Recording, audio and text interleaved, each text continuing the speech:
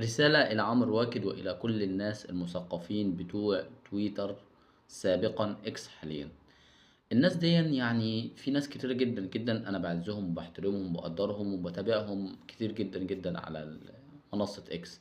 لكن في نصيحة أخوية، طالما انتوا كتابتكم حلوة وكويسة ورائعة وبتقدموا حاجة للمجتمع، ليه ما تطلعوش تتكلموا او توجهوا فيديوهات علنية للناس، او تعملوا فيديوهات على منصة يوتيوب او فيسبوك، او تطلعوا في لايف، او تطلعوا في اي فيديو تكلموا الناس كده علنا؟ ليه بقى؟ لان في ناس عادية مش موجودة على منصة اكس، وفي ناس مش موجودة على فيسبوك، او في ناس مش موجودة على انستجرام، وفي ناس مش موجودة على اليوتيوب.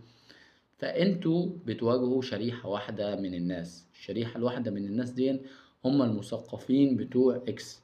لان مش كل الناس دلوقتي، حتى الجيل الجديد دلوقتي مش موجود على منصة اكس.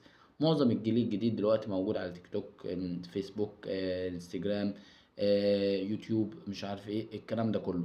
فطالما حضراتكم بتوجهوا رسائل للناس، اتواصلوا معاهم على علنا كده، يعني فيديوهات، عشان الناس بتوصل بتتابع اكتر الفيديوهات، والناس بتستمع اكتر للكلام العادي الطبيعي البلدي يعني، مش بتوع قراية. وفي حتى معظم الشباب دلوقتي بيزهقوا بقى من القراية الطويلة العريضة دي، الناس بتمل منها يعني. فخير الكلام ما قل ودل، بدل ما انت تكتب جورنان او مقال، قولهم في كلمتين وخلاص. سلام.